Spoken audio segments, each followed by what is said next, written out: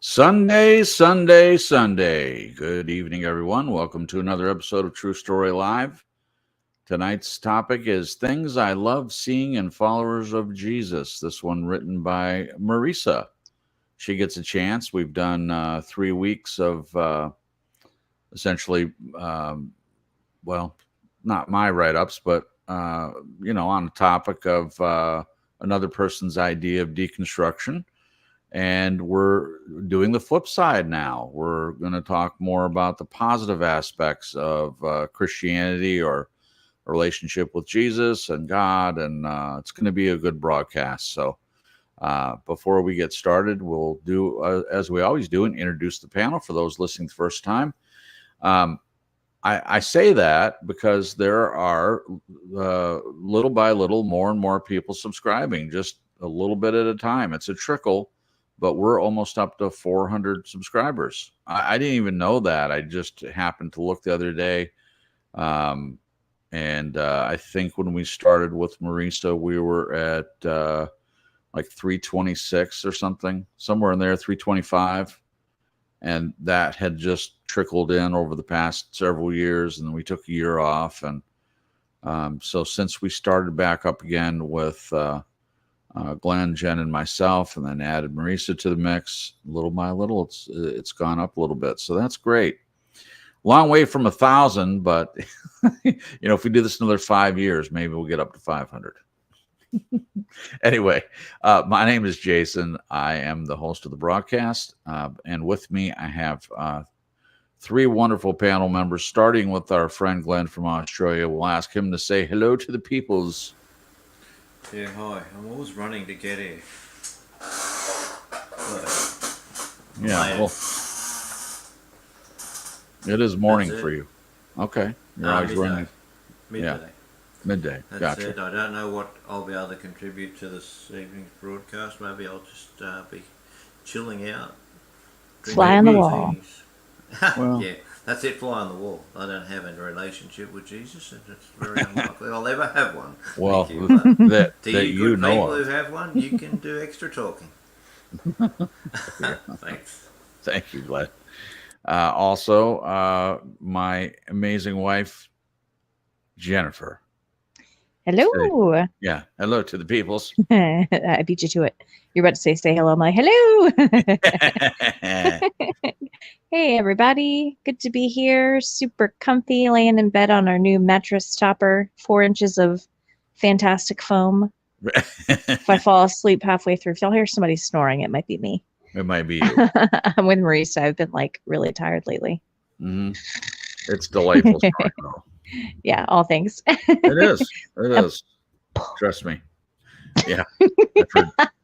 My mother snored. It was hard to even sleep when we'd travel on the road. That was the only thing I didn't like about it. I usually am a pretty heavy sleeper, but her brand of snoring was quite alarming sometimes. Oh. Yeah. Yep. All right. Last but certainly not least, Marisa, the writer of tonight's broadcast, and our friend, Marisa. Say hello to the peoples. Hello, everybody. Thank you so much for coming. And Glenn, I made provision for you, and as I think I said something about what you've observed or may have observed in other Christians, so you don't exclusively have to be a Christian to address these that's cool. things. Yeah, so I noticed that. I hope I didn't have a senior moment and forget, but I'm pretty sure that it's set up that way. So yeah, please don't feel excluded. So, okay. Well, but hello, everybody. Thank you for coming by. And hello to Bubba News. Thank you for coming on by. I may be sharing some links throughout the evening. And if you want your link shared, let us know. If you don't want your link shared, please let us know. We'll respect your wishes. Woohoo! I can't wait to get into this. Yeah. All right.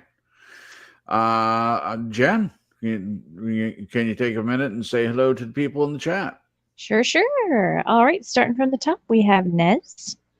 Waha! You. Christ is the truth. Bubba News is here. John Don's popped in. He says hello. Hello. And that's it so far. Christ the Truth Study's doing good. Thanks. Cool. Excellent. Glad you're doing well.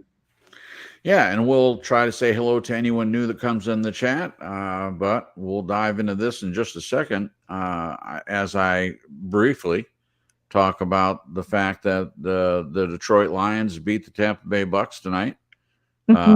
It was a really good game. In fact, we don't have cable or any kind of network television, so I had to get a free trial, 7-day trial with Fubo, which is a weird name for a network, but we did the 7-day trial so I could watch this one game. And then I already shut it off because they charge $79 a month, and I have no need for that.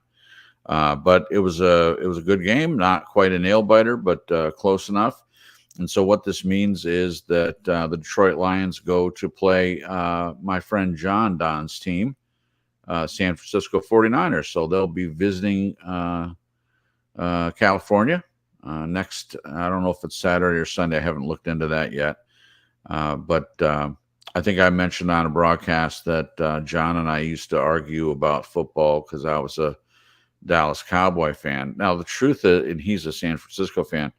Now, the truth is, my most favorite team is the Lions, but they have just done nothing since 1991. And they made it to the first playoff game and lost. This time, they've won 2 playoff games, and now there's one more. If they, by some chance, beat the 49ers, then they will go to the Super Bowl, which will be super exciting. And as I mentioned last week, part of my enjoyment of this is that my grandpa Leo, who is with the Lord, he really loved them. So when I was a kid, I'd sit with him and watch the Lions play, and they were always terrible, pretty much. And also the Detroit Tigers, which oftentimes are a little bit better. They've won some stuff. Anyway, so that's all I have to say about that. And let's get into this topic. Again, Marisa wrote tonight's topic, Things I Love Seeing in Followers of Christ, and she's going to read it tonight. So we'll pass the mic over to her, and go ahead, Marisa, whenever you're ready. Thank you so much. So, things I love seeing in followers of Jesus.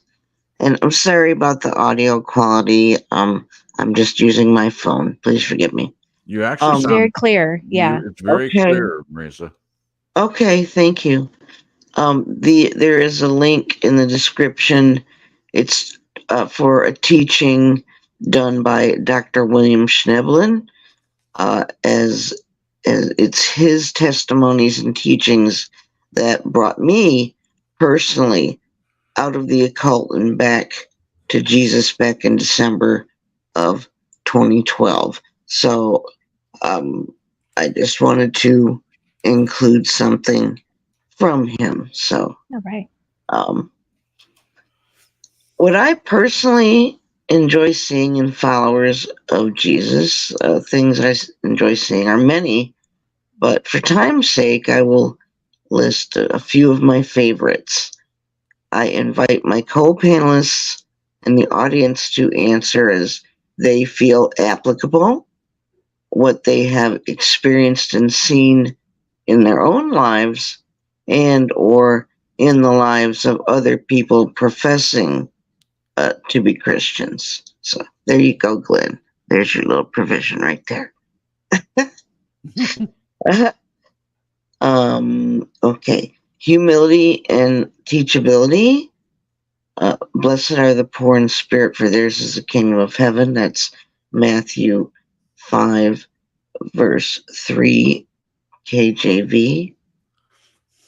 Personally, I've had a huge struggle in the past with this one, but I've found that the more I've studied and learned, the more questions I have, and literally learned to trust the Holy Spirit to guide me to the correct answers. What examples of humility and teachability in other Christians have you personally seen that's moved you?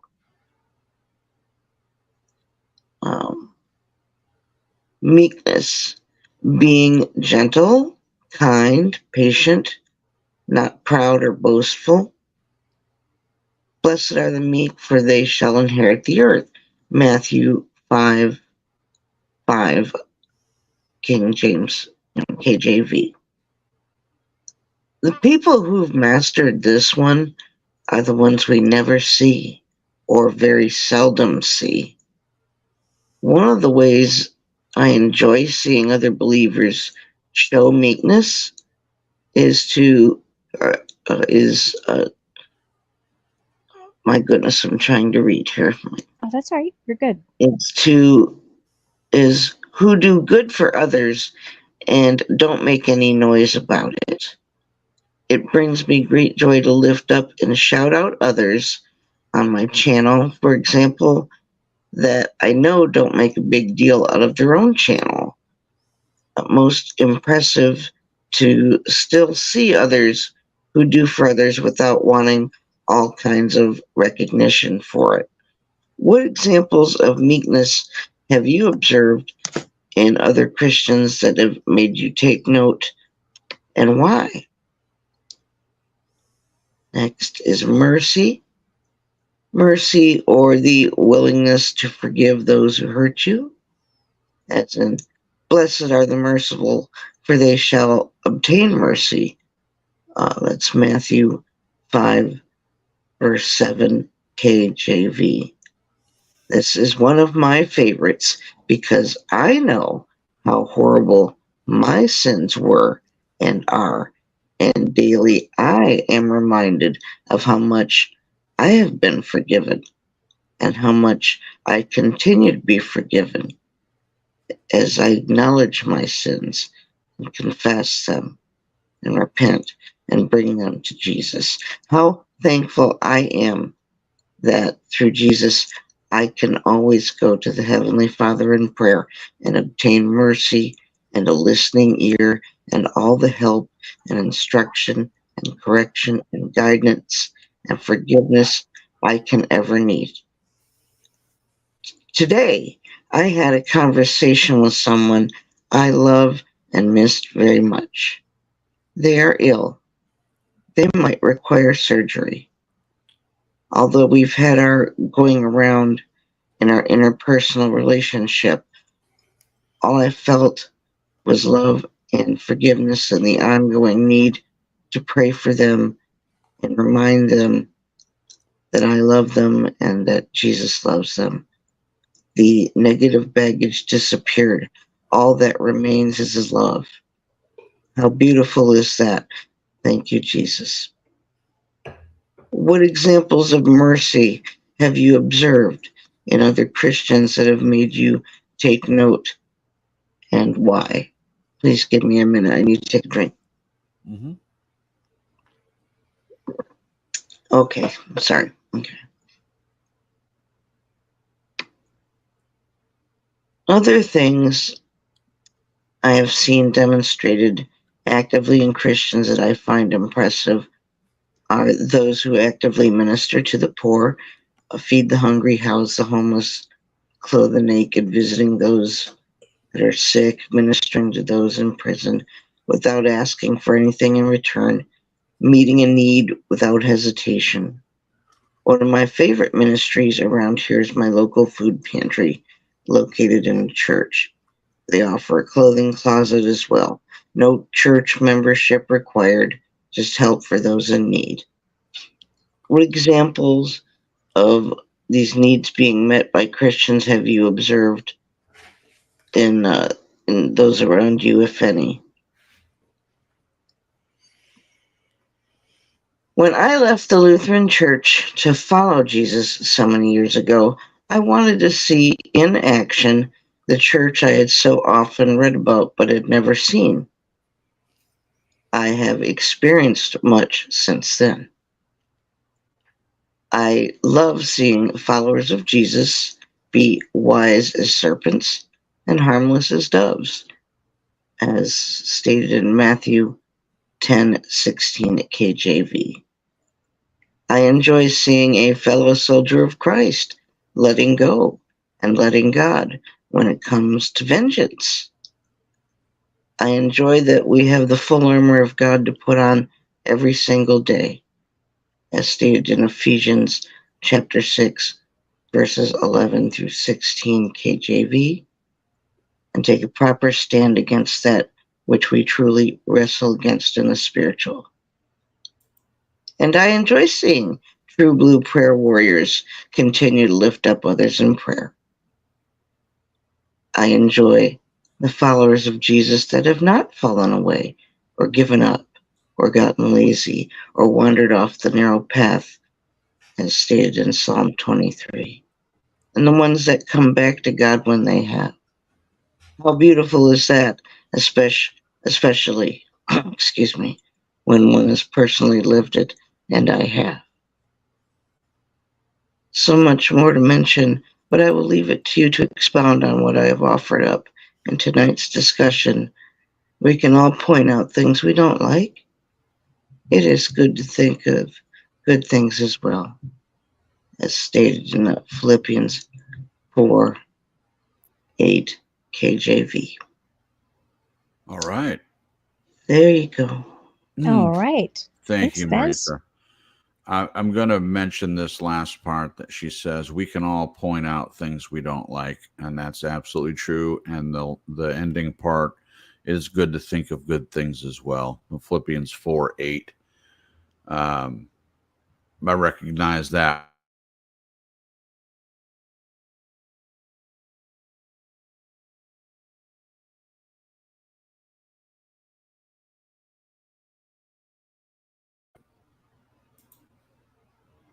Can you guys hear me? Yeah, I hear you. Yes. I asked you a question and you didn't answer, so I was wondering if anybody could hear me. All right. Well, let's just dive right in. Before we start, I'll say hello to Face the Ace, who popped in while Marisa was reading. Also, Alan62 is in the chat. Welcome, Alan. We're glad that you're here. And our friend Annette Sandrock also is in the chat. Thank you guys for coming. We appreciate you. Just a second. I think. Oh, there she is. Jen, are you back? Yeah, sorry, it like cut out and I couldn't hear any of you guys, so I left to come back in. Okay, well, thank you. I'm glad I was looking over there because you were in there twice for a second. So I was like, what's going on? Oh, that's weird. That is weird. That's odd because when I came back in, it already showed me on the screen. Oh yeah, but you couldn't hear me, and then it let me in. Okay. This is so weird. Great. Okay.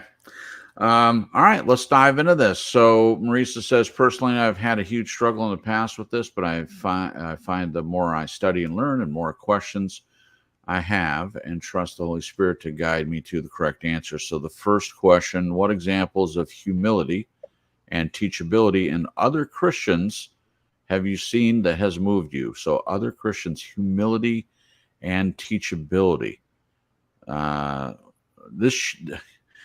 When I read the question, I thought, well, this should be easy for me to think of examples of true humility and teachability. And I do have a couple. I think the most humility I feel like I've seen is in my grandpa and grandma Cripps. Both of them are in my belief system or with the Lord. They were not haughty. They didn't brag about their abilities. They were very humble people and willing to learn, especially my grandma. My grandma read, she was an avid reader. In fact, she told a story how her mother was tired of how much she read and would sometimes punish her by taking books away. This was long before television. Obviously, they had radio back then when she was a little girl, but no television. But she didn't care about that. She just wanted to read. Their house was filled with bookcases and bookshelves all over the place, books laying everywhere. And occasionally she'd give me a book to read, but she wanted to learn. She wanted, and not just about the Lord. She had many interests, and she wanted to learn as much as she could. My grandpa, as I've mentioned, was a deacon in his church and also a Sunday school teacher. So he was teaching But I would sit in, especially as an adult, when I would come for a visit, I would sit in on the Sunday school, and the way he taught from Scripture, he opened it up for everyone to make their own suggestions on how they feel about the text. To me, that's teachability. Those are the most shining examples that I can think of. So I'll stop there and let someone else answer. But yeah, that's my answer. Anyone else want to go? I'm still thinking. Nez, you want to go? I was taking a bite of my crunchy snack. I'm so What kind of crunchy snack? The chili Fritos. Oh, I like chili Fritos. You know, if the Lions go to the Super Bowl, I have a friend, Joe, who uses not the chili ones, but the Big Dipper ones, the Big Dip ones. What are they called? Oh, yeah. But they're Fritos. They're just the larger Fritos. And he puts like ground beef and cheese and all kinds of stuff and bakes it in the oven. Very, very delicious. And it's definitely a Super Bowl item. It's not something that I would eat every day or anything. But if the Lions go, then Jen said we could have a Super Bowl party at our house and invite a few people. And I'm going to invite Joe, and he'll make his crunchy snack with hamburger and melty cheese. Looking forward to it. Anyway, Marisa, what examples of humility and teachability in other Christians have you seen that has moved you? Well, my daughter is just amazing, and just when she plays her music, I mean, she does things that I don't teach her, but I don't know why she just came to mind, but I'm trying to learn from her. Yeah, I don't know if that makes any Childlike sense. faith. Right, the childlike thing. We're supposed to come to the Lord, as a child. Mm-hmm. So I'm trying. So that one's kind of one of my personal things I'm trying to work on. So yeah. Children can be a great right. Exactly. Right? Exactly. It's like they must remind us adults that are around them, like, oh yeah, this is how Right. we should be. It just hits home. That's something I'm personally trying to, think about. So Yeah. okay. Yeah, they have a heart for people, and we're all like adults, jaded and kind of beat up by life, and expecting there to be some hidden motive behind anything anybody does, where a child is just like, they see a person on the side of the road and they're like, hey Dad, shouldn't we stop and help them? And you're like, no. Exactly. They just exactly. they have a heart. They're pure of heart. Yeah. Okay. All right, I'm gonna be quiet. Let somebody else talk. Sure. Okay. I'm about to Jen. embarrass Jason. Oh, I'm trying to think of examples outside of you, Jay. We just spend so much time together that I get to see more examples from you than anybody else. Yeah, that's true. I think there have been many times that I have seen you be humble, or humbled. And this is just kidding. No, I have been. I know, I'm just kidding. And then teachable. I think that you have come a long way with just not only your own walk with God, but just an openness to other people and their own journeys. Especially with all these questions flying around that everybody has and people questioning things. You've just remained very teachable, in my opinion. Being open to being wrong. I've seen many instances where you have either admitted that you were wrong in a stance that you took or in something that you once believed. Yeah. And as your heart is aligning more with God's heart, I just find it very encouraging, and not trying to embarrass you or anything, but No, that was a good it was example beautiful. It was a I could beautiful. pull from. And you're very introspective, which I think goes hand in hand with being humble.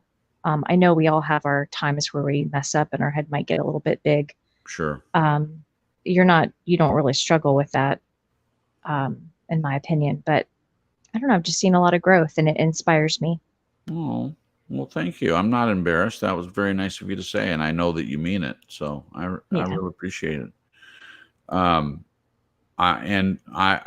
can look at my own progress, and I can tell you that this has been a really nice change in me. I don't like not being humble. I don't like thinking too highly of myself.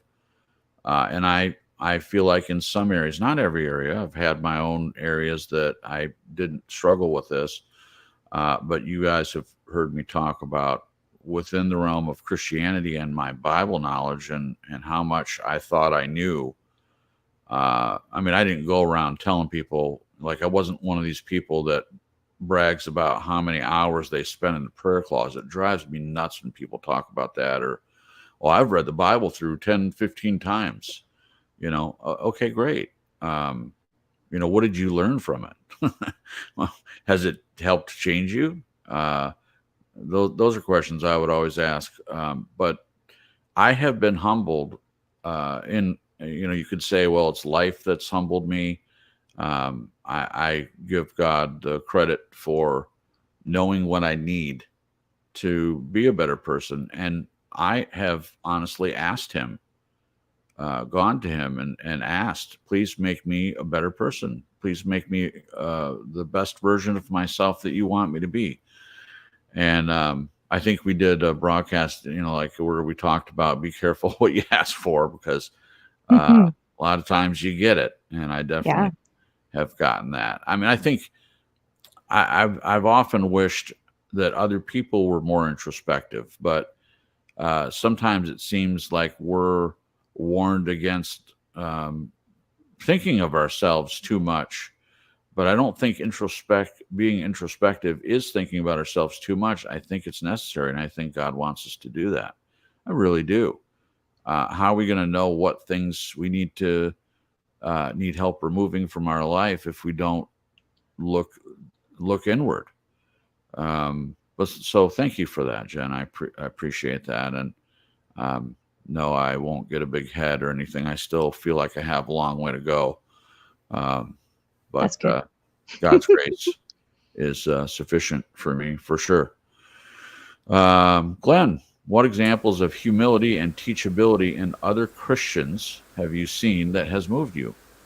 I find it way too difficult to comment on this one, because it just doesn't feel that I should be putting humility and teachability with a box of Christianity around it. Now, if I can move away from it, please.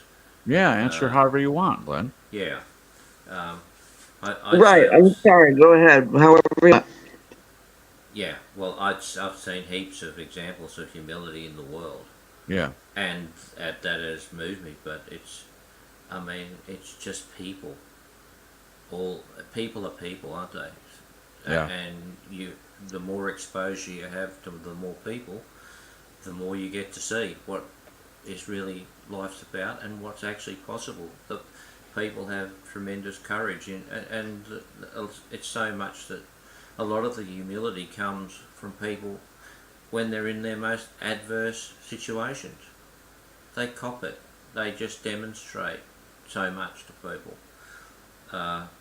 The other thing I hope that feel free to get me to expand it, but you need a question. I'll just add the other bit about crypts. Yeah, I thought Jen made a good point, because sometimes it's difficult to make an assessment about what is humility really, because you're always thinking of it from your own frame of reference. But when you see a person who was in this stage, say X time ago, and then you see them now, you've got a reference point. Yeah. So you can see development there. that is a huge help. Like, I think just to know someone more intimately in that sense, like as Jen was saying. Well, but the question I've got for Cripps, are you saying or suggesting that maybe your heart was not fully aligned with God before? Question. Absolutely not. So, Absolutely not. It wasn't, because I believe that I still had things that weren't loving and empathetic and kind and caring. I mean, I started out that way when I came into this world, and I feel like life kind of beat it out of me and made me jaded. And I mean, I understand looking back why I was that way, but no, I feel like before my mom died, I was really discontented. And there were several events, as you know, that happened that helped kind of break me free of that. And I feel like I mean, I did have good reasons. I mean, going through a divorce isn't easy, but many people have gone through a divorce and it doesn't make them jaded. Um, I just feel like a lot of stuff happened, and the financial struggle and just working all the time. I just let it get to me, and there's no excuse for it. But yeah, just looking at my own progress and feeling my own inner calm and the peace that I have now that I didn't have before. I mean, last week you'd mentioned that, Jen was very much a part of this, and you're absolutely right. She was, but the change started before we met, and thank God it did, because I don't think Jen would have been as attracted to me if she met the you that you met, right after my mom died. I was very angry. I just was in a completely different place. So that's a great question that you're asking. And no, I don't think I was in line with God in the way that I am now at all. thanks, Cripps. It's pretty much what I would have thought anyway, but I think it's a fair question because I think it can apply to all Christians. Oh, I think it's a wonderful question. Absolutely. Thank you for asking. Thank you. All right. Anyone else want to comment on this before we move on? Okay. Next one. So Marisa says, meekness, being gentle, kind, patient, not proud or boastful. Blessed are the meek, for they shall inherit the earth. Matthew 5:5 KJV. The people who have mastered this are the ones we never see or very seldom see. One of the ways I enjoy seeing other believers show meekness is to who do good for others and don't make any noise about it.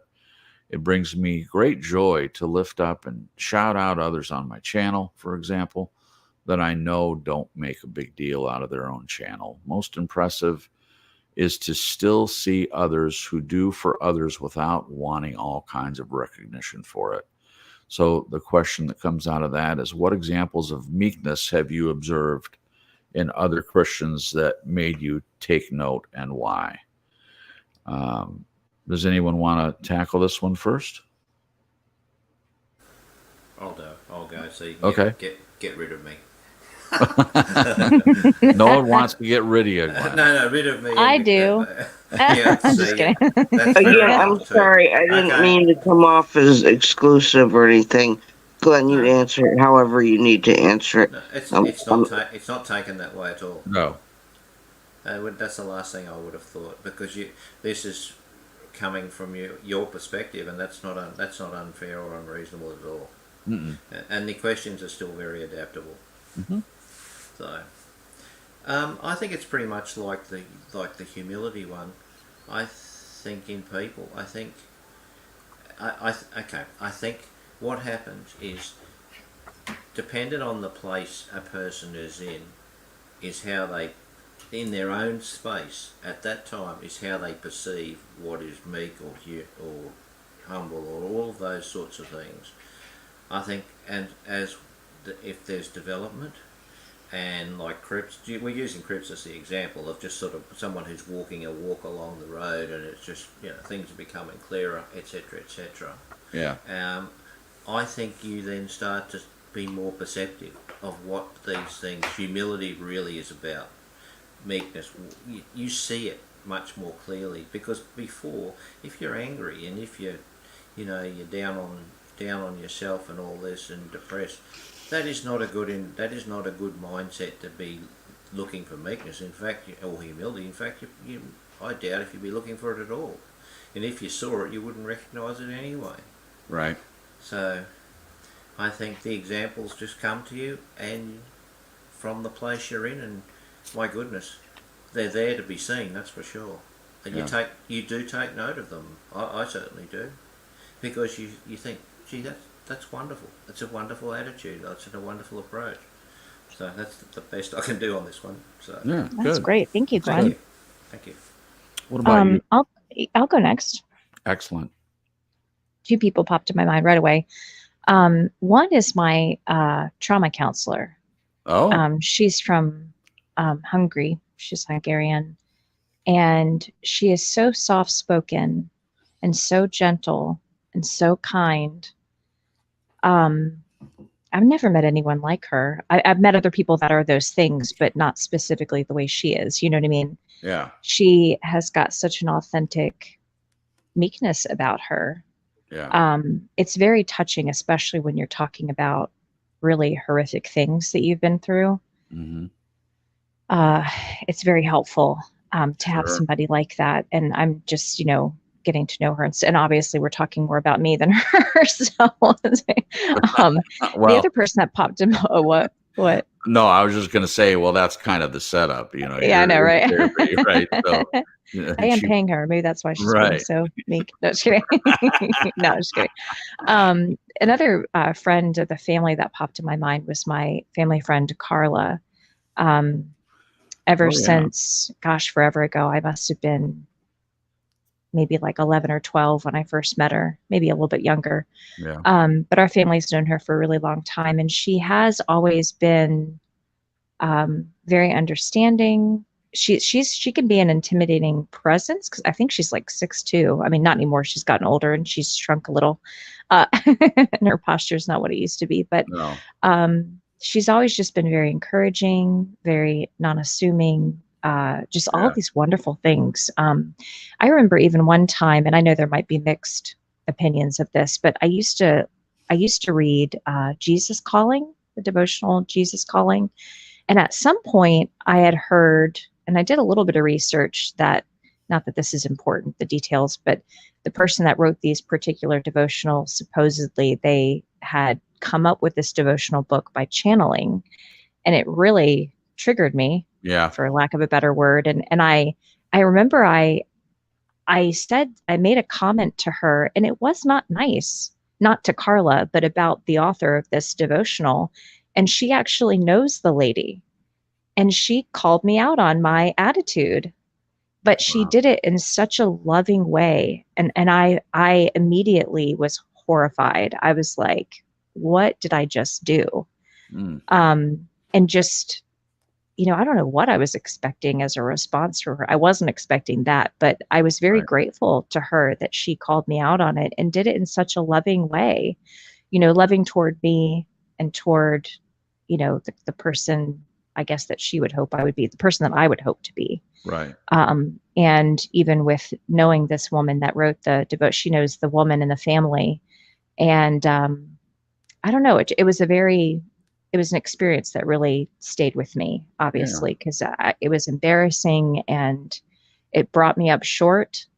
It made me look at how I talk about people, people that I disagree with, or maybe I have some misinformation. Even if the information was correct, it still was ugly the way I brought it up.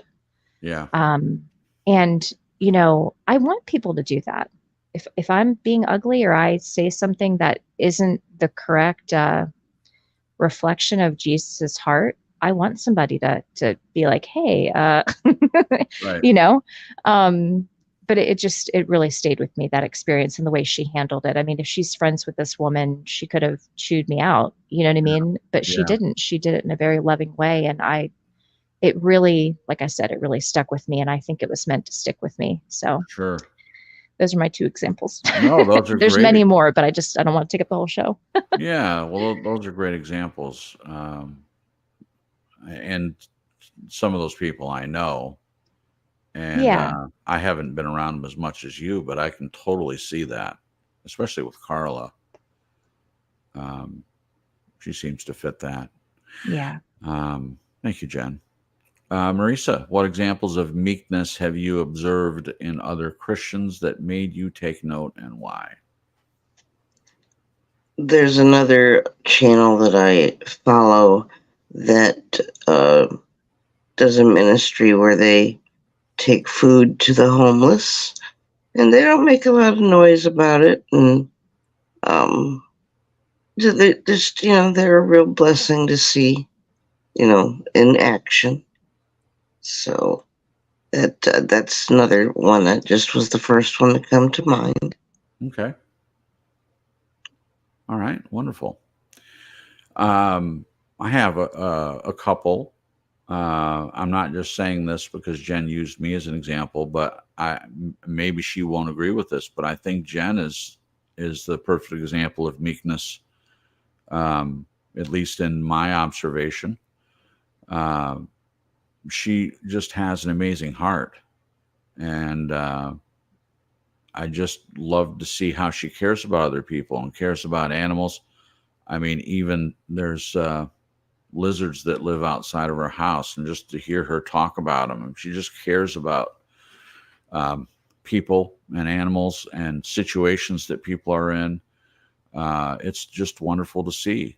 She's not too full of herself. I mean, I know she's working on the way she views herself and things like that, and that's getting way better. But she's so concerned that as she has healed and grown, that she'll get a big head, and I think she'll never struggle with that because she's too down to earth, and her heart would prevent her from ever going too far. But it makes me take note all the time, because obviously we're in close proximity to each other. So just as she's seen changes in me over time, but I felt right from the beginning that she was like that. I'm sure Glenn would agree. I think Glenn knows Jennifer very well. They've become friends since 2019, 2018, something like that, somewhere in there. 2018, I think. 2018. And they've had a lot of talks, lots of conversations. But that's one example. And the other one is my nephew, Finn. In fact, he's so meek and he has such a beautiful heart. I'm kind of worried about him because of this world. And I see some similarities in him of the way I look at myself, and from my mom's observations of me and things that she wrote in journals about me as a kid. There are some correlations there. And I just know what I went through with a heart like I had and just expecting the best of everyone. There's one example where a kid at school said something hurtful to him, and he just cried and cried about it. And first of all, I was mad at the kid. Obviously, I'm not going to do anything about it. But I remember when people used to say mean things to me, and I really took it to heart. And so that's what I mean by saying I'm a little worried about how meek he is. I hate to say, but there's a part of me that wants him to toughen up a little bit. Meekness isn't a bad thing, but people can really take advantage of it. And he is a believer. He's been baptized, and he seems to have a really good knowledge of what being a believer means, even at his age. But he's always been like that. I hope that never changes. I really do. As I said, there's just a small part of me that hopes he toughens up a little bit. And that's because I don't want to see him get hurt. I don't want to see him go through what I went through, of realizing how rough this world can be with certain people that are in it, and how they don't seem to care about who they hurt with their words and things that they do, and betrayal and all of that. And also my oldest niece, Dre, she's one of the meekest people that I've ever met. She has a great personality, and she is like Jen and like Finn. They just seem to have a heart for people and care about what other people go through. And it's just wonderful to watch. All right, that's my answer to that one. Did everyone? Yeah, everyone answered. Welcome to Tony's Coffee House. We're glad that you're here. Wonderful. Thank you, guys. Thank you, everyone, for coming. All right. Marisa says, mercy, or the willingness to forgive those who hurt you. Blessed are the merciful, for they shall obtain mercy. Matthew 5:7, KJV. This is one of my favorites because I know how horrible my sins were and are, and daily I am reminded of how much I have been forgiven and how much I continue to be forgiven as I acknowledge my sins, confess them, repent, and bring them to Jesus. How thankful I am that through Jesus, I can always go to the Heavenly Father in prayer and obtain mercy and a listening ear, and that all help and instruction and correction and guidance and forgiveness I can ever need. Today, And a little bit of side eye. A little bit. Should add that there real quick. No, that was nice. Today I had a conversation with someone I love and miss very much. They are ill. They might require surgery. Although we have had our going around in our interpersonal relationship, all I felt was love and forgiveness and the ongoing need to pray for them and remind them I love them and that Jesus loves them. The negative baggage disappeared. All that remains is the love. How beautiful is that? Thank you, Jesus. Then the question that comes out of that is, what examples of mercy have you observed in other Christians that has made you take note, and why? Mercy. The first thing that popped up in my mind is I had a teacher. His name was Dr. Baxley. He had a doctorate in education, which makes sense. So he was the supervisor, the main supervisor, or what do they call it? Not overseer. What do they call it, Jen? The private school headmaster. He was the headmaster. Sorry, yeah, I couldn't think of it.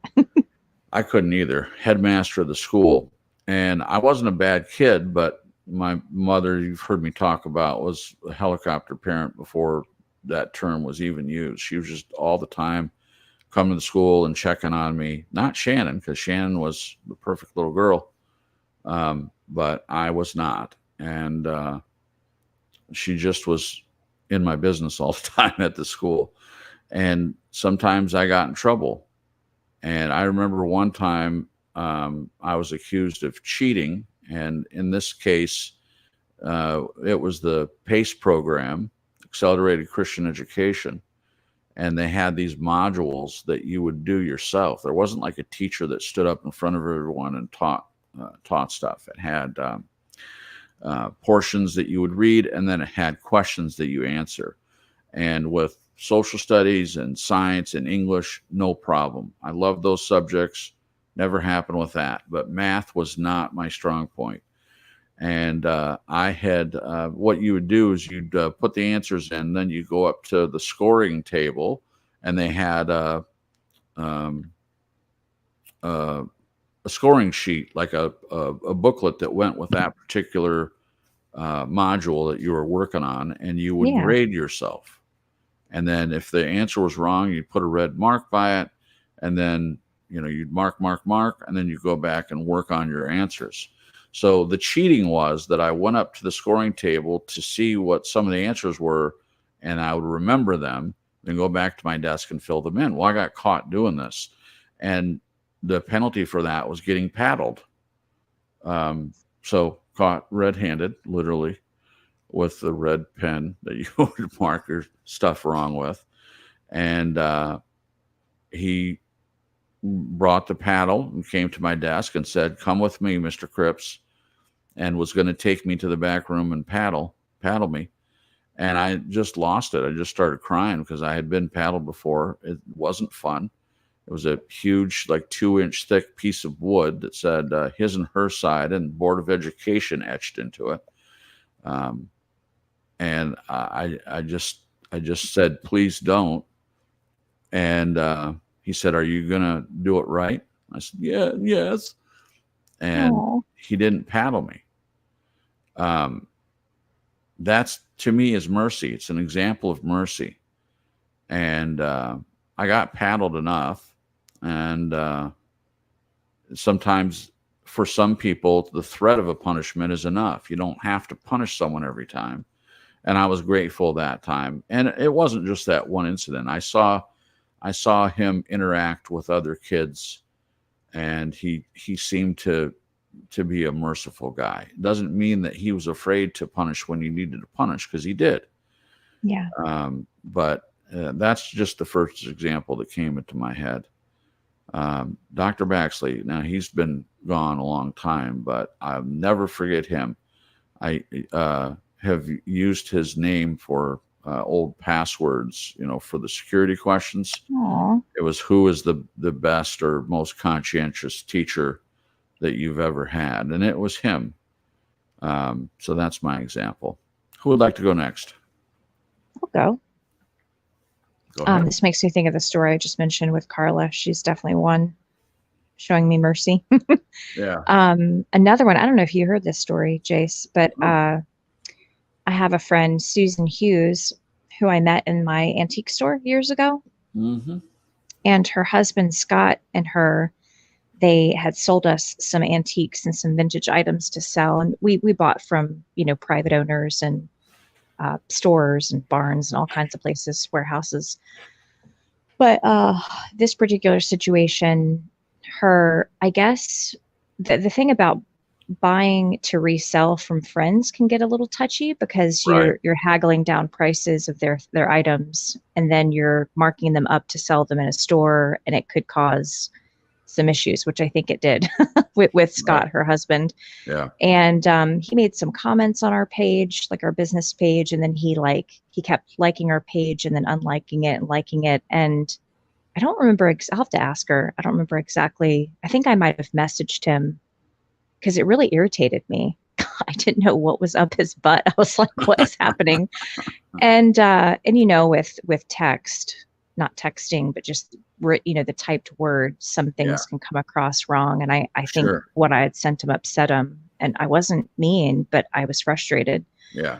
And then Susan kind of lashed out at me a little bit, and pointed out some things that I had said that he took a certain way. It just was like a culmination of things. But the great thing is that we ended up talking it out, and I was able to explain where I was coming from and what I meant by what I had typed. It wasn't how it was taken. Right. And she showed mercy, and we've been really good friends ever since. And as someone who shies greatly away from confrontation, confrontation terrifies me, and Yeah. it's getting better.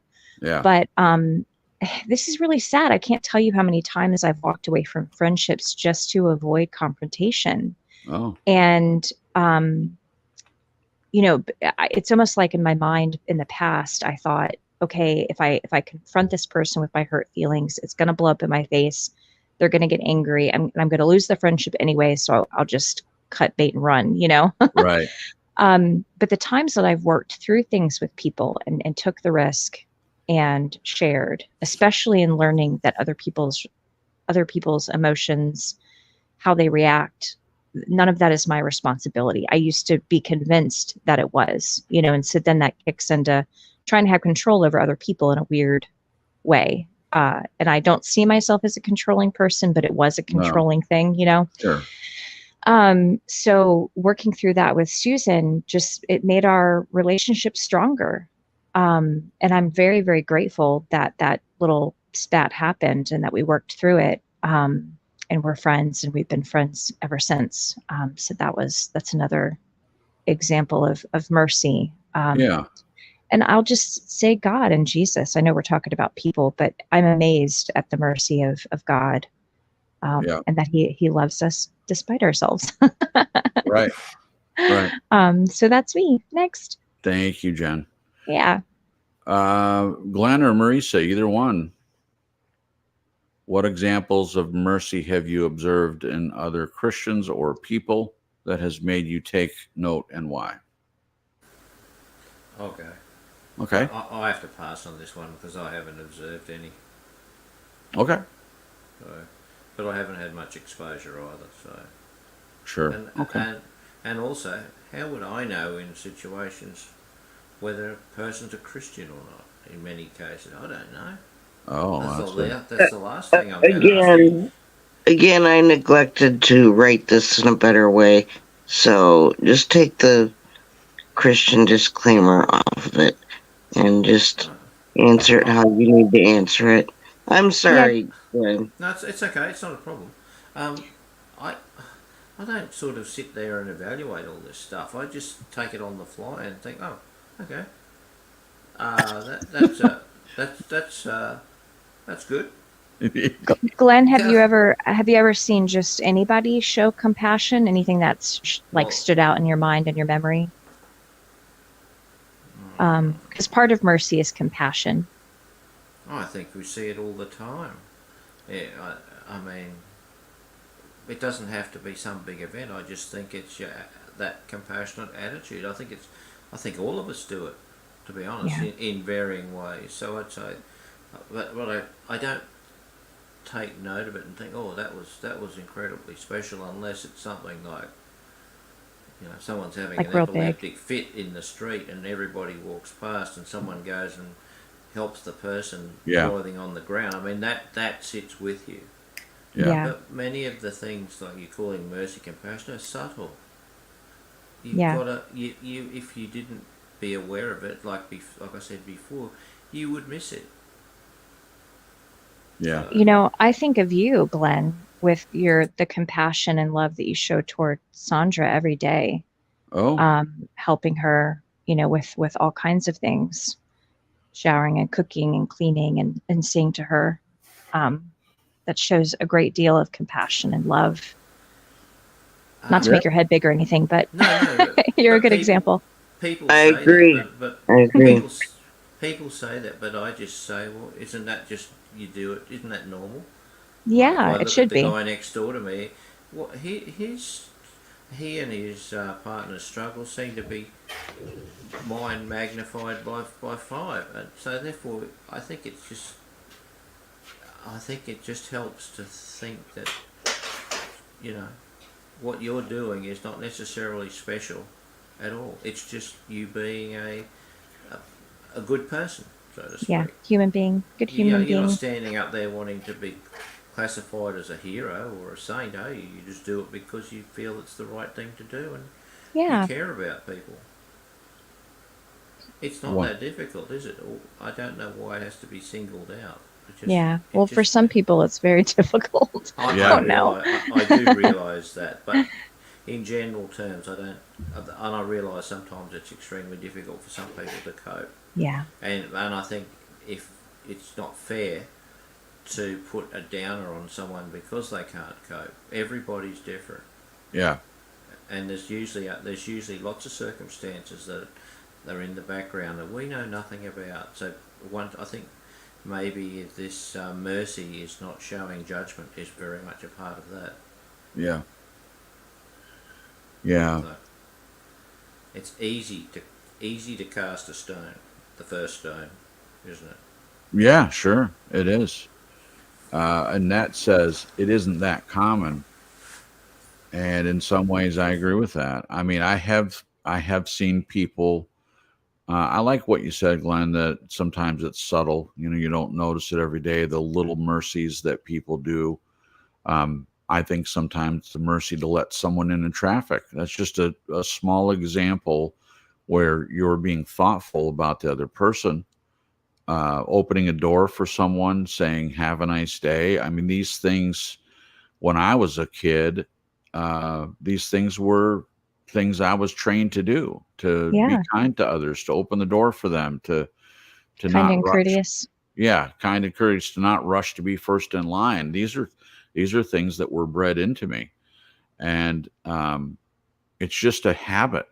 I mean, I open the door for people, and here's the thing: a lot of people open the door for me. It happens. I stopped at the QT. I had to go in and get some drinks. there, and on the way in, there were some people coming out, and the guy opened the door from the inside and let me in first. And then when I was on the way out, there was a guy coming in. I did the same thing for him. These are just small things, obviously, but there are better examples. There are bigger examples. For instance, and this does apply. Now, I don't know. I'm going to read a comment that Christ is the truth said in the chat. But before I get to that, we don't know who's a Christian and who's not. We don't. Now, the Bible says you will know them by their love. But when that love is hard to see, it's hard to determine who is and who isn't. Some people claim to be a Christian and their life doesn't seem to bear that out. But that's not the focus of tonight. I'm just saying that it's not always easy to spot. But there are plenty of people out there who do care about people. When Jen and I were struggling financially, and I hated to have to do this, but we made a public plea on Facebook for our friends and relatives, because I can't go directly to my family for help. It's a dry well to me. I wish it wasn't like that, but it is. And some of these people, we know from Facebook, never met in person. But there were people that poured out help to us when we needed it. And not just financially, but people willing to pray, people willing to say an encouraging word. And it was just overwhelming to me. In one instance, we have a friend that we have met in person, Renee. She comes in from time to time. I'm sure she wouldn't mind that I mentioned this. But we were in a really bad place, and we didn't have enough money to pay rent, and we had some car issues. Both cars had things go wrong with them at the same time. It was just horrible. And because we live paycheck to paycheck, we don't have savings, we don't have money set aside for emergencies. If something like that happens, then we could easily be in trouble. And Renee just happened. This was a separate time. But she didn't even know we were struggling. And she just happened to call that day, right? Big surprise. Yeah. She called that day, and both of us were sitting together and put it on speakerphone. And we were just telling her, what we've been struggling with. Well, she went and made a video on her channel. Now, she has a lot of subscribers. It's a way bigger channel than we do, obviously. And perfect strangers, quote unquote Christians, sent us gifts on PayPal. And we had more than we needed to get through that particular crisis. That is mercy. That is giving someone love and grace. People that don't know who you are. To me, that's an example, whether they're really Christians or not. It's beside the point. It's someone that hears what you're going through, doesn't know who you are from Adam, but they're willing to give. They're willing to help their fellow man. And willing to help aside from giving a lecture as to how we got ourselves in that position in the first place. Thank you for adding that. Thank you for adding that. Because that's a mercy. It is a mercy, because that's what I'm used to. I hate to say it, but in the past, my parents, they set me up in a position of learned helplessness, taught me how to be helpless, but then would shame me when I asked for help and needed something. Their quote unquote help had strings attached to it. And that's what I was used to.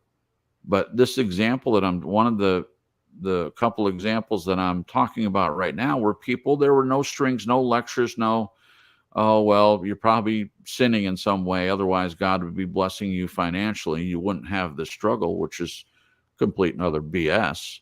But people think like that. None of that.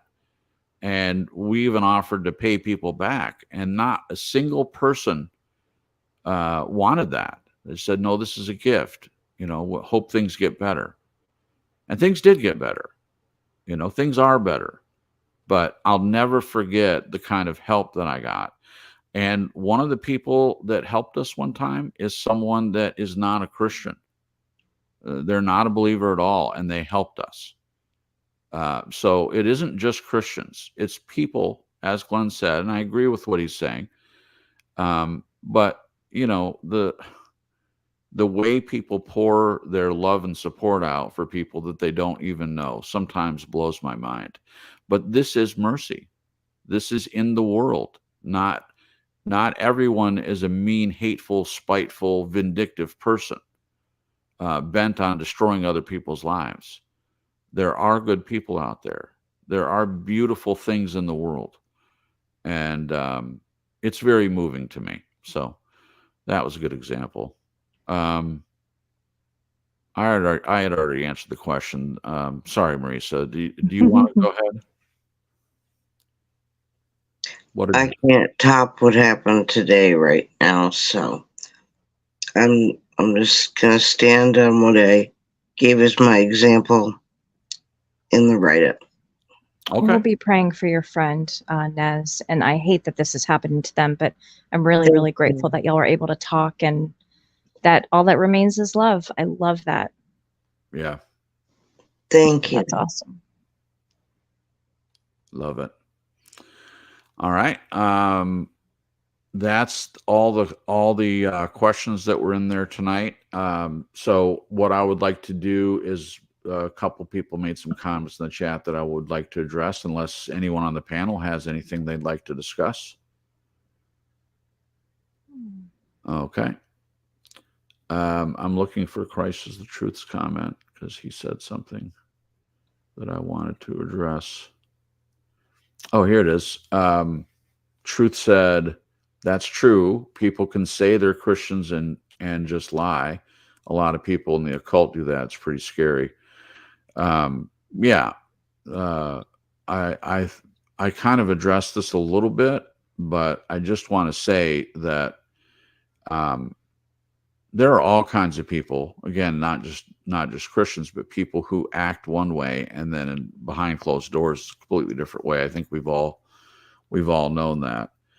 And specifically when you mentioned the occult, yeah, there are plenty of people that the church is unfortunately just a front for other activities. And that's really not the topic for tonight, but I know what he's referring to there. And it's just so nice. Some of the examples that we've heard tonight are the opposite of that. And as I mentioned, the last three broadcasts, I was talking to Marisa before the broadcast, and I like asking questions and I like having discussions. I like breaking things down, and hopefully the goal isn't to destroy anyone's faith or destroy Christianity. I don't have the power to do that anyway. I watched a video recently on deconstruction, and these were believers who were talking about other people who deconstruct, and it was just really horrible. The assumption is that if someone's asking questions, that means they're deconstructing. Now, some people come out and say, I am deconstructing. I am no longer a Christian. I do not believe in God. I do not believe in Christ. I am walking totally away. Okay, yeah, that's pretty clear. But it's not everyone. And their answer was that if someone is in this place of asking questions, deconstructing, they were never a believer in the first place. And that is just one of the most ridiculous comments I've ever heard. And this is why I brought up Truth's question. People can pretend that they're Christians and they're not. I'm paraphrasing there. But how can these people not know every situation and just make an assumption like that, well, they must not have ever been believers? Sometimes it's just asking questions. It's just being introspective. It's just looking deeper into what you believe. That's what I'm doing. I haven't walked away from Christ. I haven't walked away from Father God. I have walked away from, as I've mentioned many times, I'm walking away from some of the more abusive and toxic parts within the religion of Christianity. That's it. And I feel like I'm closer to God and Christ than I have ever been in my life, because all that other stuff, the dross, has been removed, is being removed. And I love that we're doing this broadcast tonight, because when we've done the past 3 shows on the comments that someone else made, it can get a little heavy. And that's what I was talking to Marisa about. So I'm really trying to just be more positive tonight about this other side, because it is easy, as Marisa says at the end, we can all point out things we don't like. That's true. So it's refreshing to me that at least tonight we're focusing more on some of the positive things. Another thing I wanted to mention that I thought of as being positive growing up is the sense of community that I felt in the church. Absolutely. With It's a other family. believers. Yes, it can be a family. I still to this day love my grandparents' home church. Now, both of them have gone on to heaven, but the church was called Round Lake Baptist, and in Gladwin, Michigan. And this is where I spent a lot of my formative years. This is where I went to Sunday school and later youth group, and went to church service. My grandparents went to both morning and evening church, and also Wednesday church. So they were very involved. So when we were visiting, I often did those things too. And fortunately, when I was younger, Wednesday night was youth group and also Sunday night. And they did a cool thing on Sunday afternoon too. So we'd have Sunday school in the morning, and then we'd all go to the sanctuary, and we'd have church. And then we would all go home and eat and whatnot. And then in the middle of the afternoon on Sundays, they would have what they called afterglow. And we would go to someone's house, and a lot of times they'd have snacks or something like that. Sometimes we would play games. Someone had ping pong or horseshoes out in the backyard or whatever, if it was nice outside. Various things. It was different every time, because we usually went to a different person's house. But it was people from the youth group, generally of all ages, just kind of hanging out before the nighttime church. I was delighted by that. These were people that I felt close to because of the community I was in. I miss that sort of camaraderie. I really do. It's the thing that I wish still existed, and maybe it does still exist in some churches. But I walked away from the churches because of all the other negative stuff. And I finally feel like I'm in a place where I don't need to throw stones at other people. I don't need something to be wrong with them. I already know something's wrong. And I'm really starting to get to the point where I feel like being salt and light to the world sometimes is doing that in a church. It's being in a community where you can be helpful to other people. If you're not present in the community, how are you helping? I mean, I'm not saying that to anyone else. I'm saying that to me. Yeah. And as I've mentioned, Glenn's willingness as an atheist to go be involved with a church group, and to hear his stories about that and his questions that he's asking these people, and they seem to be reacting in a graceful manner. That's wonderful and special. So obviously there's a sense of community, and that's one of the things that I really do miss. It is, as Jen said, a family. To me, that's a positive aspect of Christianity and a church environment. Does anyone want to comment on that? Yeah, I have a lot of good memories from being a kid in church and just the community. The plays and the music and the potlucks and all the churches I was a part of growing up, they always had a fellowship hall. And the church we went to in New Jersey, it was in the basement, but it wasn't like a scary basement. It was a nice basement. Oh, good. Just to paint the picture.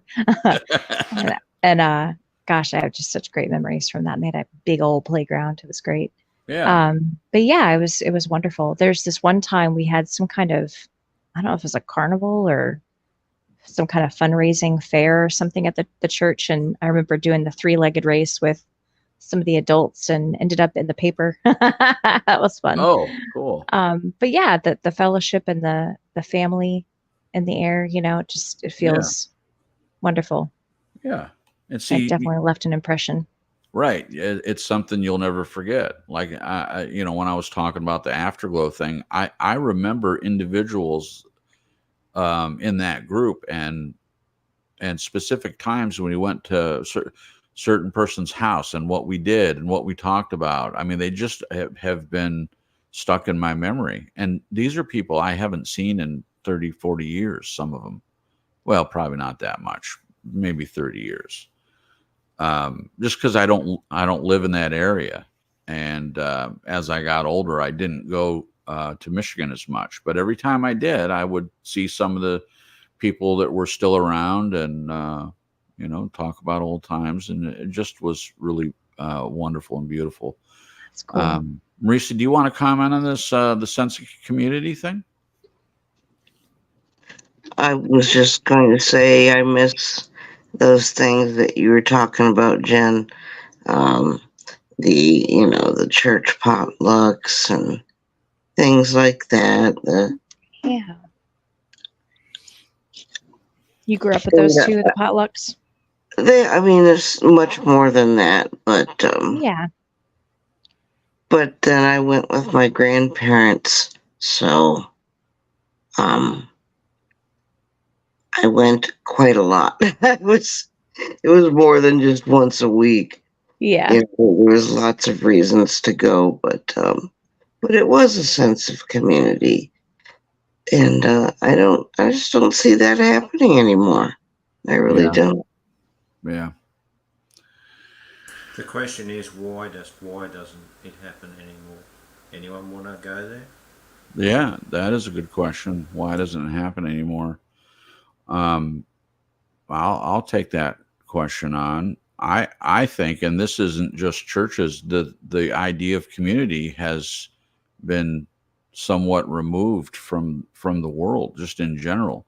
And this is something that didn't have anything to do with church. I learned it in a sociology class that I took back in early 2000, 2002, 2003, sometime in there when I decided to go back to school. And I had a sociology professor. His name was Rocky Rattery, which I thought was a great name, Rocky Rattery. And he was very intelligent and very down to earth. And this guy and I, for some reason, we just really hit it off. And sometimes after class, I would go to his office, and he and I would sit and talk for 2-3 hours. Oh, wow. Just having a conversation. We talked about everything. Talked about music and how it related to sociology and the purpose of it. And one of the things that we talked about in that class was community. And he was talking about how back in the 1800s and before that, communities were a real big deal, at least in the United States. You had 3 generations of people usually having to live in the same house. Grandpa and grandma lived there, like in the Waltons, mom and dad, and then the kids. Yeah. And so you had that sense of direct community with a family. So the family unit was a community.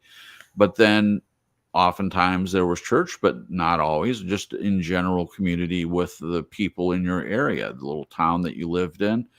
Like when someone needed help, people, would get out on the grapevine that someone needed help, like a barn burned down, or the widow Stevens needed her fence mended. Any number of things. You could use whatever example you want, but people would band together and come and help the person in their community that needed help. And there were, even when I was a kid, it had died off quite a bit, but we used to have block parties.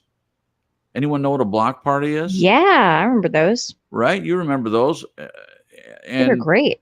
They were great. So everyone would get together in that block of the neighborhood, and there'd be food and, games, and it was just a wonderful time. And anytime there was a block party, I wanted to be involved, and it wasn't just because of the food. I loved the food aspect of it, but it was the sense of community. It was getting to know people better. And so getting back to Glenn's question, I don't think it's just in the church. I think I'm not saying community doesn't exist at all. I'm just saying I feel like it has diminished. The need for it has diminished. And I'm at fault for that. We lived in that apartment before we moved here. And when I was a younger person, when I would move into a new place, I would go and knock on the doors of my neighbors and introduce myself. That's the kind of guy I am. I've told the story when I was a kid, how I would just wander off knocking on people's doors looking for kids to play with, which was a horror to my mother when she didn't know where I was. But that's who I was as a person. I wanted to get to know people, and I would meet people like that. So when I was in my 20s and some in my 30s, when I would move to a new place, I would stroll on over to the neighbor's house. It was an apartment. I would knock on a couple doors and introduce myself and say, hey, just want to let you know, I'm your new neighbor. I moved in there. If you ever need anything, come by. And a lot of times there were people that I met that would invite me over for a beer or a cup of coffee or whatever, and I would invite them over. So I was still trying to foster this idea of community, because I am a person that wants to be a part of community. And over time, it just stopped happening. I remember when someone used to move in the neighborhood, one of the neighbors would come by with a care package of some sort, either a pie or some kind of food or whatever. They would just bring something over, or flowers, and welcome you to the neighborhood. And it just doesn't happen. In this place we live now, I think their house or their trailer next to us is up for sale, but I have no idea who they are. No idea. Yeah. Where my grandparents grew up, they knew all their neighbors. We knew the neighbors. Their names were Shell. That was their last name. They lived across the street, and they knew all their business. Part of that was because they had a party line phone. So their house, if it was for them, it rang twice. And if it was for my grandparents, it rang once. And my grandpa was always saying, when it would ring twice, they said, don't pick it up and listen in on their conversation, but you could. They knew who their neighbors were, and not just the neighbors. They knew people from the church, but not just the church. My grandpa knew the Amish people that lived down on the next road, the ones I've talked about that made the wonderful food, handmade donuts and pies and cakes, and oh my gosh, just even thinking about it. But he knew their names and knew stories about them, because he made it a point to go and get to know people. And that was that generation. This generation, I don't know if it's that they don't care about getting to know people, but I think I would just fall over backwards if someone from our neighborhood, it's a small neighborhood, there's not many houses near us, but I think I'd fall over backwards if someone came and knocked on our door and introduced themselves. Right? I'd be like, oh my gosh, it's a Jehovah's Witness. I'd be stuttering. Hi.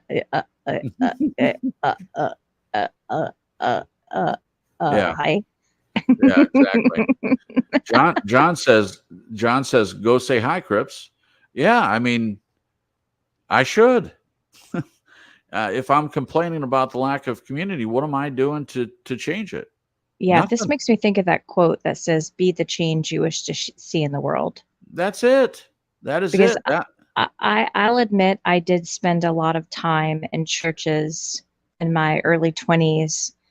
I will say that I was and am still, but not as much, very, very shy, like sometimes almost painfully shy. Yeah. And I kind of open up when I get to know people, and I'm just more able to be myself. But I was always talking to my mom that was like, hard to meet friends. And part of it was because I was wanting people to come to me. And not that I felt like I was all that in a bag of chips. I just was so shy. Yeah. And, but I kept remembering that quote, why not sit in a church or somewhere and see somebody else that their body language looks like how you feel when you're shy and you're feeling out of place or out of the loop or out of the group, Mm-hmm. and go strike up a conversation. Yeah. Be the person that you wish, would be the person that would come up to you. Yeah, that's it. You nailed it, Jen. In my opinion, that's exactly the place that I feel like I'm coming to. All this complaining about Christianity and church, with me being an introspective person, with all these changes that I've made, I'm at the point where and it's not that I feel like I'm all that in a bag of chips either. Like, oh, I can do this and that for other people. It's just that I want to try. I Yeah. really do. So if I'm doing all this complaining, then it goes back to the same question I asked about community. What am I doing to change it? Yeah. I mean, I can't change it from the outside. I mean, I can treat people that I know well, and I do, but how am I going to get to make new friends and get into new situations if I'm not putting myself out there, if I'm not being involved? I mean, I can complain about how bad religion is and Christianity is and all of that. I can do that all day long. But is anything going to change because of that? No, it's not. Mm-mm. Did hopefully I answered your question, Glenn. Yeah, it's a difficult one. I mean, it's across the board. People have become more detached from community, but that doesn't mean it doesn't exist. Right. Just got to find it. Got to find it. Yeah. Well, what's it like where you are? Do you know your neighbors? Oh, of course. Yeah. Oh, you say of course. You say it like it's coffee. Like I just said to the guy next door, was about 3 or 4 days. Oh, how you going? He said, oh yeah, I'm all right. I said, I just need a favour when you got a minute. And he said, okay. He said, yeah, sure. What do you want? I said, I just need to, if you can get your chainsaw and come and cut some stuff for me. He said, yeah, sure, I'll be over as soon as it stops raining. Sure enough, he rings me up and says, you right now? Okay, good, go do it. It's all done. That's how it works here. Yeah. It's just, That's you wonderful. don't even think about it. It's automatic. Well, that's what I want. I want it to be automatic. I wish it were automatic, but it doesn't seem to be that way here. There's none of this. Oh, I do this for you. You owe me. No. That doesn't exist here. Not. But if I went and lived in Sydney, I'm sure it would. Yeah. Yeah. Big cities. Right. So, Glenn, in your town, do y'all have issues with anybody taking advantage of people being automatic in their helpfulness? I think there's always people in any situation who are liars, and I've experienced it. Who are not particularly nice people or honourable people. But I tell you what, the word spreads around real quick. Right. No. Everybody knows real fast, and then generally I don't really take much of that in, but I'll try it for myself if I come across it.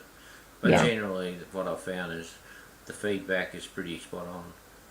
Because it stands out in a place like this. It stands out like a sore thumb. Right. Because you find someone who's not playing the game, well, that just doesn't. I mean, it's so obvious.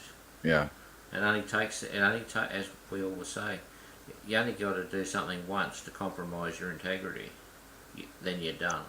Yeah. And I mean, I know there's forgiveness and all that, but people who deliberately do that, you can guarantee they've done it before and they'll do it again. Right. Right. So, but we don't have many of that. No, generally it's all good. Repeat Touch behavior. wood, we leave the door open at night time and stuff like that. Touch wood. Hope nothing gets broken into, but Yeah. Well, that's wonderful. Yeah. Yeah. Thank you, Glenn. So for me, the example of community comes from my grandparents, Grandpa and Grandma Cripps in Gladwin. I mean, it's a smaller town.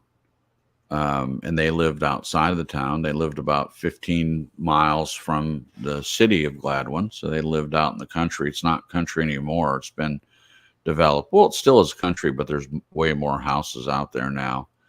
I mean, the road leading to their house used to be dirt. It's been paved for 30 years now. But when we used to go to visit them, we would leave the paved area and come onto the dirt road, and rocks and dust and coming out from the back of the vehicle. But these are memories. And I remember, I think I've talked about this before, but this idea of the way people treat each other. And this is the way that, biblically speaking, it seems like it was, at least during Paul's day. People met in people's homes, and they cared for one another.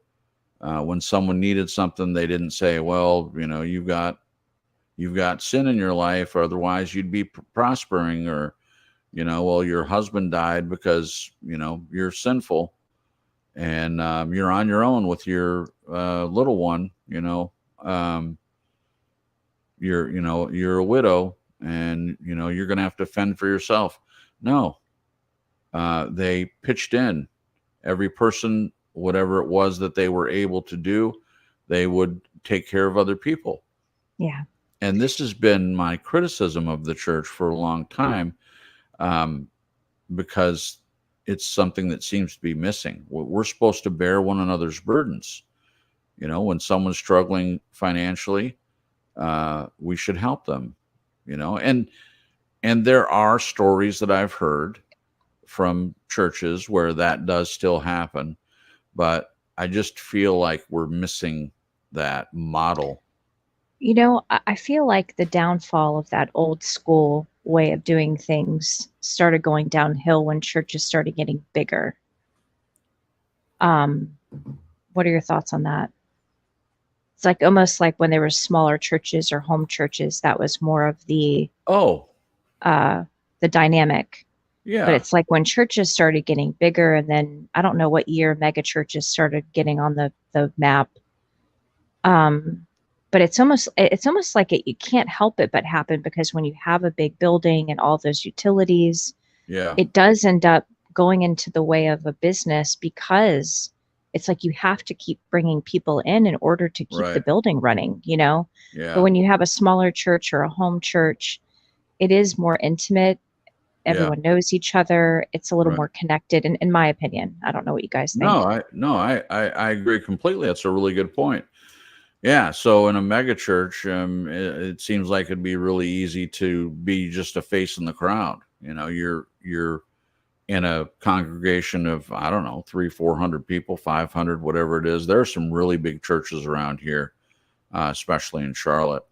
And I'm not a huge fan of the mega church, but I have gone to a few, and it was really hard to get involved with stuff. I mean, they had the small groups and all of that. But I mean, I'm not going to go into that, but we tried to be a part of the smaller groups, and it just never quite materialized. But yeah, I think the point you're making, when I'm talking about my grandpa and grandma crypts, that was a small church. I mean, maybe 100 people, if that, were a part of that church. Yeah. So everyone knew everyone. And because of the things that I mentioned, potlucks and the afterglow and it's just, we took care of each other. I mean, I think I told the story when I was there as a senior, when I went back to live with my grandparents to redo my senior year in high school. And I was hanging around with my youth pastor friend, Pat.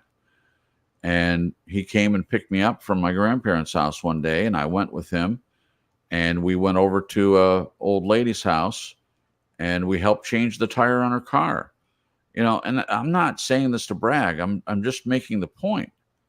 It wasn't my idea, but I was happy to help. And she made us dinner. It wasn't if we do this for you, you have to make us dinner. She offered to. And it was wonderful. She was an old German lady, broken English, and I mean, she could speak English, but she had a thick German accent.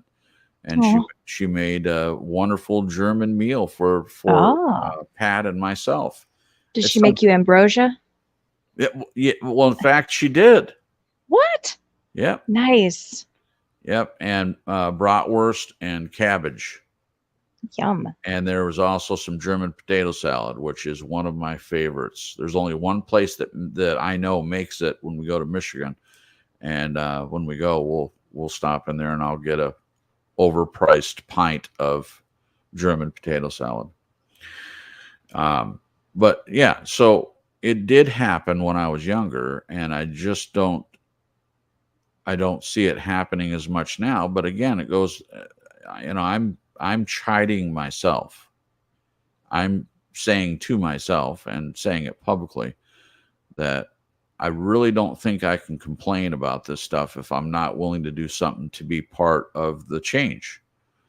That's where I'm at.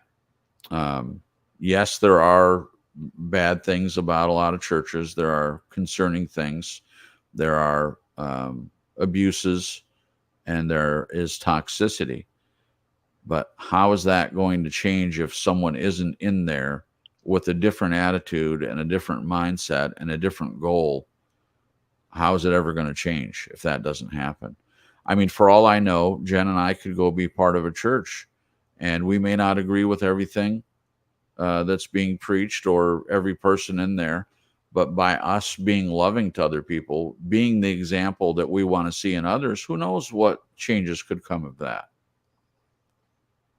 I think your point is right on about the size of the church may have something to do with it, and the size of the community. The idea of community, it was, tight knit communities.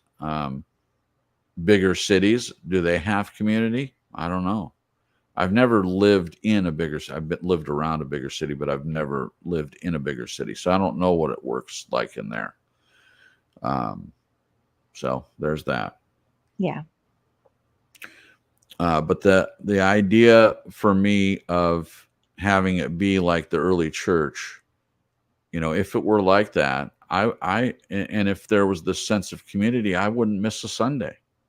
I really wouldn't, because I feel like we're missing that. Jen and I could just hang out with each other and not go anywhere and just be the two of us, and I would be fine. But I think both of us want that community. I think, well, Jen, you can speak for yourself. But I want it. I want to know other people, and I want to be a blessing to others. I would like it to be what Glenn's talking about. I don't need any chainsawing being done, but if something happened, I would like to be able to help a neighbor or have a neighbor help us if we need it. And it just seems like it's not as common as it used to be. Yeah. And that says nobody ever listens to me. I listen to you. We listen to you. I'm sorry you feel that way. John said, yes, we do. Are you thinking here in the show in the chat, Annette? Or are you talking about like in a church or in person? I think she's talking about in her in life. person. Yeah. Not in here, probably. Your John, thoughts matter here, Annette. Yeah, they do. Absolutely. John says, great German potato salad in Reading, Pennsylvania. All right. You'll have to tell me where that's at. I don't make it out to Pennsylvania very often. Oh, I know where Reading is.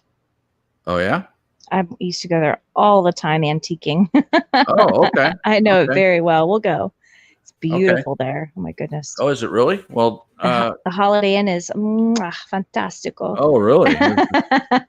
Is the bed comfortable? Oh, yeah. Nice soft bed? Oh, yeah. Awesome. What did I say? Which hotel did I say?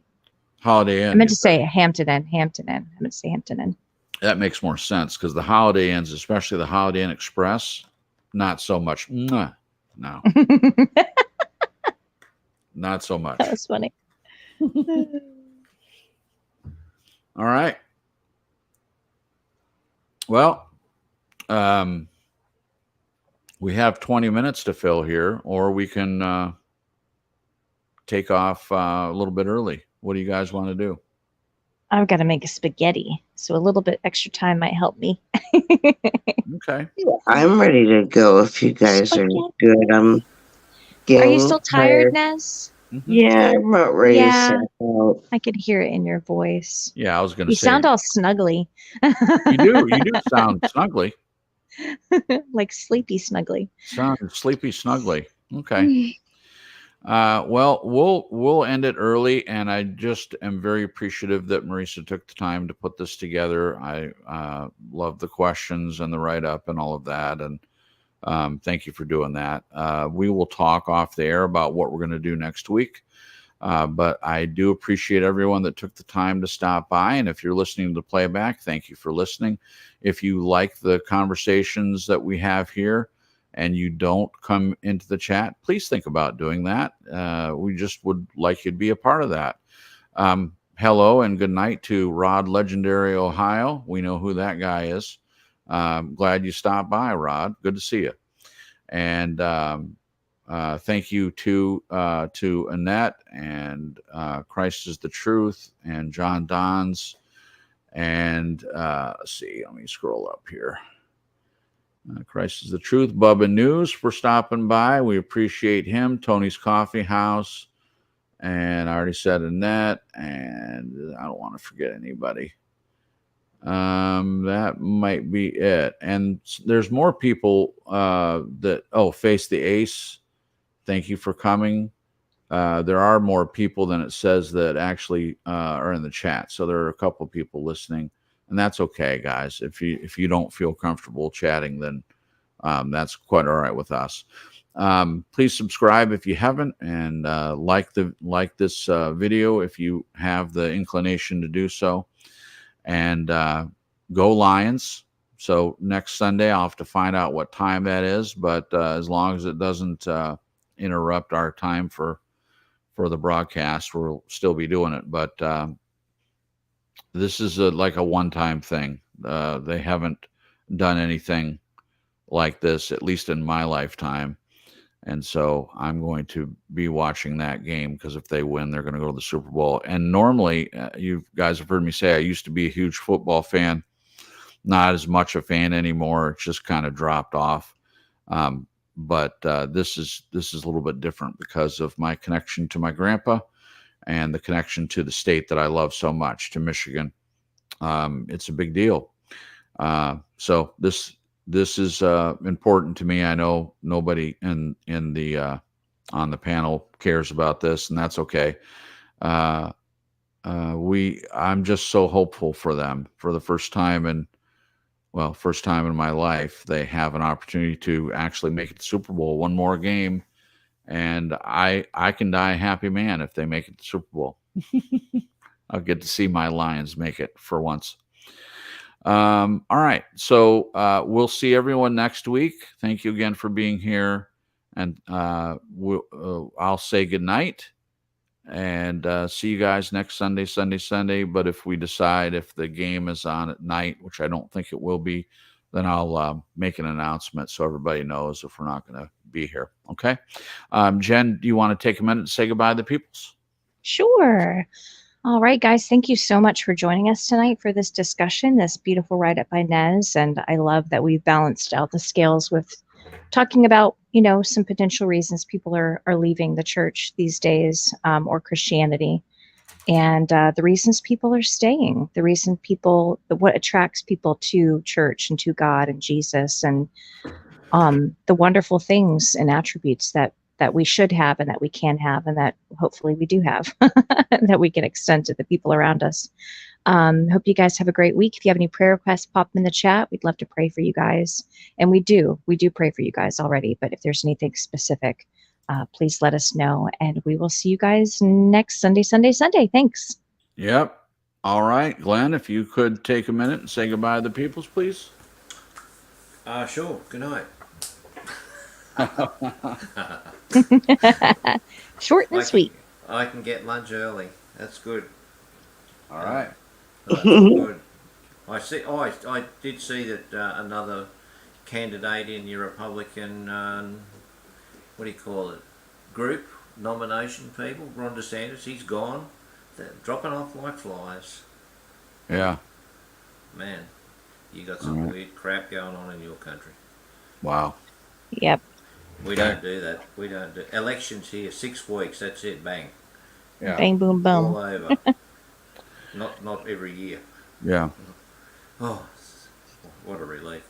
Right. Good night.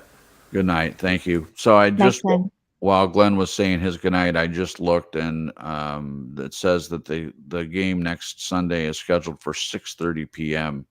So we'll talk about how badly I want to see that and whether we're just going to skip the broadcast for next week. I'll talk about it. It's a big the deal. crowd's protesting. Right. All right. Glenn said goodnight. Jen, did you say goodnight? I sure did. All right. Yeah. I can do it again if you want. No, that's okay. Marisa, if you could say goodbye to the peoples and close us down, please. Absolutely. Thank you so much. Yeah, I'm getting ready to snuggle down, say goodnight and everything, but I think we had a great discussion. Thank you, everybody who came tonight, or people who might have lurked and not participated in the chat. And certainly thank you, everybody who catches that replay. And if you could take a moment and share the stream out on your social media if you're so inclined, we would certainly appreciate that. That being said, I can't wait until next Sunday, if we actually do it. That remains to be seen, I guess, but I'm always looking forward to our next discussion. Everybody have a blessed week, and God willing, we'll see you soon here on True Story Live.